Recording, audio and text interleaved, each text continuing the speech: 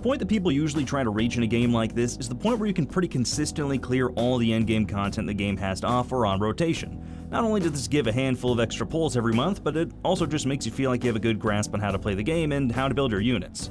Today I wanted to make the first of 2 parts and a very simple guide to endgame content. This isn't some highly technical guide on how to zero cycle specific versions of MOC, but more so just a few tips that might help you, as a casual gambling addict, clear the harder content in this gambling addict game. In this video, I'll be going over my general opinion on how to set your account up for endgame and how you can make things a little easier on yourself from a team building standpoint. In the second video I do on this topic, I'll go into more detail on tips for the 3 specific endgame modes that Star Rail has to offer. But for now, we're just focusing on the preparations you'll be making before taking these challenges on. Of course, if you end up finding this video helpful, or funny, or some other third thing, bad. Yeah, bad. Let me know if you find this video bad, I guess. In fact, tell me right now in the comments, hey Cameron, this video is bad, you're bad, and I want you to know that you're bad. But yeah, anyway, like, comment, subscribe, weird that, ring the bell? Do people still ring the bell? I don't know, ring the bell and whatever. And let's start. First things first, what do you actually need to be able to build for endgame? Since every endgame mode requires 2 teams, you obviously need at least 8 units. That's pretty simple, but that assumes you're using the same 2 teams for all 3 game modes, and while at high investment that's possible for some teams, it's probably not a good idea to only focus on 8 units. Now, very important to note, when you're first building up your account and going through the story, you definitely want to only focus on a couple units. But when you're trying to build out your account and get it ready for the endgame modes, you're going to want to expand a bit. This is a game where horizontal investment is really better than vertical investment in my opinion. You can make one team really, really good, but the fact of the matter is that most of the time these game modes are catered to particular playstyles, like this Pure Fiction might benefit dot teams and this one might benefit follow-up attack teams. So having units that fill those specific niches, it's just going to make your experience a lot easier and a lot cleaner to get through without having to have just the highest level investment in a particular unit or 2. So just as a general rule, investing in a lot of teams once you have the resources to do so is probably a pretty good idea. But before we talk about specific units, let's get to the basic roles you need to fill out while you're kind of getting towards that goal. Obviously, you need some units to, well, kill shit. And since we have 3 different damage dealing classes, and 4 if you count Nihility, and you really should because for some reason Nihility is just every class in the game, I don't know why, you have plenty of options for damage dealing units. You want at the very least 2 because once again, you have 2 teams, but honestly not every DPS is super well suited to dealing with every kind of endgame content, so it's probably a better idea to at the very least get 3 or 4 different main damage dealers that you're pretty proud of your investment in. But like I said before, getting just a wide variety of units that are built up is a really good goal to strive for, but we were just trying to clear things for the first time or the second time, when you're still pretty early into your journey of actually clearing endgame content consistently. It's probably okay just to have 3 or 4 decently built DPS units to try to clear the endgame content with. A good example would be that if you're using a unit like Boothill to clear Apocalyptic Shadow and MOC, a unit like Argenti is a pretty good pick to clear something like Pure Fiction.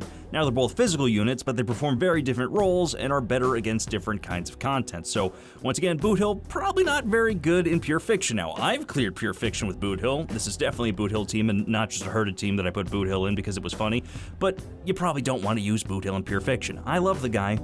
Probably not the best Pure Fiction unit, so not every DPS is suited to every kind of content unless you're Acheron, because Acheron's broken, but like for the most part, you're going to want to, kind of specialize which DPS is going to be doing which kind of content, at least when separating things from like MOC units and Pure Fiction. Pure Fiction's really the most different out of the 3, and once again we'll talk more about that when we're talking about kind of the specific units that are good for different kinds of content.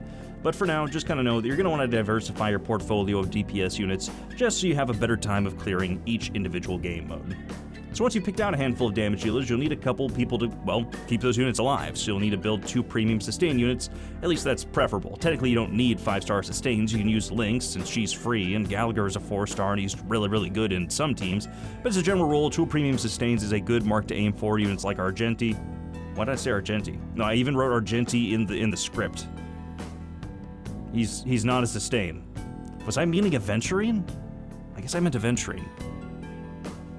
Well, units like Aventurine, Fujuan, and Huoho can provide a lot of utility to your team, a lot of buffs, things like crit damage and things like that, and also just keep you alive, which is kind of important because once again, if you're dead, you kind of can't kill anything, so you need to make sure you're keeping your units alive. Now, when you're doing things like MOC, there's some people that will try to zero cycle MOC with like just 3 supports and 1 DPS, and they'll just do some weird crazy thing, but that's not super consistent, and it's also really not indicative of how the majority of the player base experiences endgame content. So once again, you're going to want to build some sustain units so you can actually get through this content without getting your units sent to a morgue.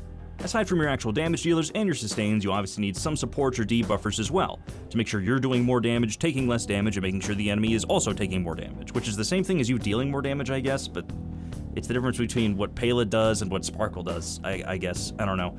Who you use in these slots depends a lot on who your main damage dealers are, because different characters are going to benefit more from different supports. But picking up any of the 5-star Harmony units is always a good idea. Robin and Rowan May are basically broken in any kind of team, and Sparkle turns any hyper carry unit into a tactical nuke.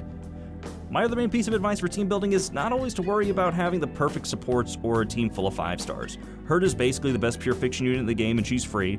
Ting Yun is a busted buffer, and Pela can slot into almost any team if you need her to, so take advantage of your free units and whatever 4 stars you have to fill in any gaps you have in team building.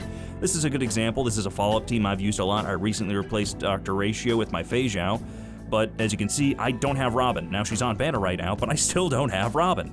So I'm just using Pela instead because, well, she doesn't provide nearly the utility that a unit like Robin does. She does make all 3 of these people do more damage because she lowers the enemy's defense. So using units like Pela, units like Ting Yun, units like Herda and Pure Fiction, really, really good ideas, and you don't have to break the bank to do that because they're 4 stars. And Herda, once again, super free. Moving on from just general tips about what characters you want to pick, let's talk about how you build these units in practice, because some people go about this in a kind of backwards way. Some people are obsessed with farming relics because, once again, we're all gambling addicts, and farming relics is just more gambling, and gambling, well, gambling is fun. I need to stop gambling. But anyway, it's always worthwhile to farm your traces, level up your character and light cone and all that stuff before you're farming relics. Now, if you're just waiting for a character to come out and you can't pre-farm the trace materials yet and you're farming relics for them, that's totally fine. But the thing is, like, you're so much better off getting their traces and stuff done first because you're always guaranteed to get value out of farming their traces, and that is not the case when you're farming relics. You might just get a bunch of garbage, you might get the wrong set, you might not get the right main stat, you might get no usable substats. Now, when you do start farming relics, it's also important that, yes, you need to have standards, but they should not be super, super, super high, especially when you're first starting out and first trying to get a set for a character. Now, once you have a set for a character and you're just looking for upgrades, obviously you're going to have higher standards. But you really just need to find something to start out with first, because you do not need absolutely broken stats to clear all these game modes, especially something like Pure Fiction, where enemies aren't necessarily as beefy or tanky as they are in MOC. You don't have to have 5 million crit damage to be able to kill enemies in Pure Fiction, at least most of the time. So don't worry about every single piece having double crit, attack, and speed, and having all their rolls go into the exact right substat. Like, look, if you have a chest piece that has 3 effect res rolls, but it has 2 crit rolls, who cares? Alright, it's probably decent enough to get you through the day, at least as a starting point, as long as some of your other pieces are pretty good. So don't overthink it, and don't try to be a perfectionist when it comes to your relic sets, because you're just going to end up making things harder for yourself in the long run. And I know that this has all sounded like pretty basic stuff, but that's also kind of what it's for. Like I said, this isn't some super technical guide about the specific ways to kind of cheese every kind of endgame boss possible. It's more so just the basic stuff to get your account ready. So just focus on building a handful of characters, find some ones you like, get the supports for those characters, and then also make sure you're getting a couple sustains along the way. And you'll probably be set up pretty decently to at least get a decent amount of stars in each of the game modes. And that's another thing. If you end up being 1 star short on floor 12 of MOC, it is what it is, you know? That's pretty good progress. I mean, there was a long time where my account couldn't clear floor 12, period. So, being able to clear floor 12, getting 2 stars instead of 3 stars, it might feel like you're just slightly behind where you need to be. But hey, that just means you need to go back to the drawing board. Don't just, bang your head against a wall. Maybe, re-farm a relic or 2. Maybe take a look to see if you're, taking advantage of the blessings that this particular MOC cycle has in the best way possible, and things like that. At the end of the day, you're not racing anybody, to finish this endgame content. Yes, it does get you more rewards if you're clearing the endgame content all the way every cycle, but like, the difference between getting 3 stars and getting 2 stars in the final floor of MOC, it's not that much, man. It's part of one pull. It's not the end of the world. So if you can't clear it, then hey, better luck next time, you know? It is what it is. And, like, don't feel like you're bad at the game or anything if you haven't been able to clear every bit of endgame content ever. Sometimes a particular cycle of MOC is just not going to be suited to the characters that you've built. Like I said, that's one of the reasons that investing horizontally instead of vertically in this game is a really good idea. But sometimes you just don't have the right characters to facilitate a full clear of a piece of endgame content. There was a pure fiction I struggled with a lot not too long ago that was dot focused, and I don't have dot units built on my account, and most of the units that I have built are like hunt units. They're specifically not very good at pure fiction, so pure fiction is already the game mode I struggle with the most. So just be okay with the fact that you're not going to be able to clear everything right away, and then just kind of, you know, work away at it. Build a couple more characters out, use your 4 stars, and eventually upgrade a relic here or a relic there, get some better planar ornaments, etc., and hey, maybe you'll be able to clear it.